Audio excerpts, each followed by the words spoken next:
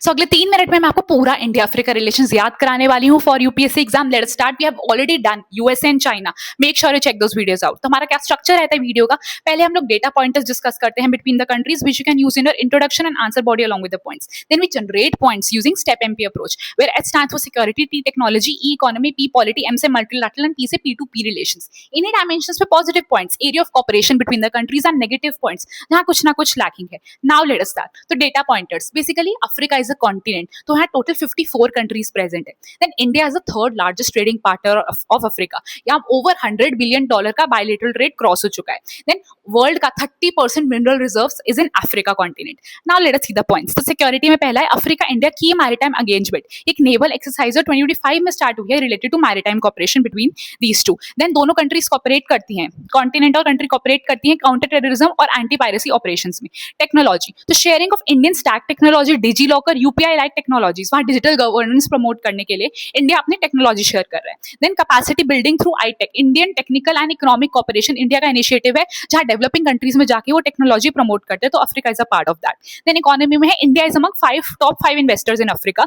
Growing cooperation है दोनों का क्रिटिकल मिनरल से रिलेटेड। 48% कोबाल्ट और 47% मैंगनीज रिजर्व्स वर्ल्ड के अफ्रीका में मिलते हैं। देन पॉलिटी में है दोनों शेयर करते हैं एंटी कॉलोनियल हिस्ट्री और साउथ साउथ कॉपरेशन। दोनों ही कंट्रीज ब्रांडेड लाइन के नीचे हैं, so south south cooperation. Africa supports India's permanent UNSC seat का क्लेम।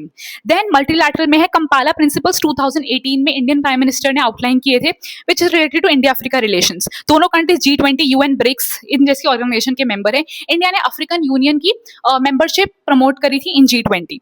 देन P2P रिलेशंस में 3 million around Indian diaspora is in Africa. Negative points देख लेते हैं। पॉलिटिकल इंस्टेबिलिटी है, अफ्रीका में मिलिट्री कूप्स होते रहते हैं जिसकी वजह से कंटिन्यूटी ऑफ डिफेंस कॉपरेशन मुश्किल हो जाता है। देन चाइना का ग्रोइंग मिलिट्री फुटप्रिंट है अफ्रीका में। दिशबोईती जैसे रीजन्स में वो अपना मिलिट्री बेस सेटअप कर रहा है, नेवल बेस, तो that is a concern for India. Then technology में है कंपटीशन है हमें चाइना और यूएस जैसे नेशंस में, वो भी वहां जाके टेक्नोलॉजी प्रमोट कर रहे हैं। देन इकोनॉमी में है India trade with Africa is much smaller than China's, again a concern. Political instability है वहां पे जो डिस्करेज करता है प्राइवेट इन्वेस्टमेंट को। Then we have delay of 4th India Africa forum summit.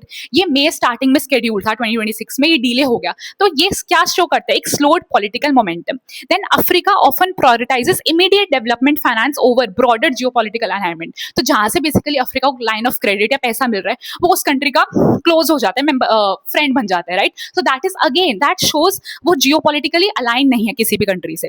Then P2P relations पर ज्यादा कुछ नहीं है। We can just right direct air connectivity between India and Africa बहुत लिमिटेड है, right? So that's all for India-Africa relations. Now, do let me know in the comments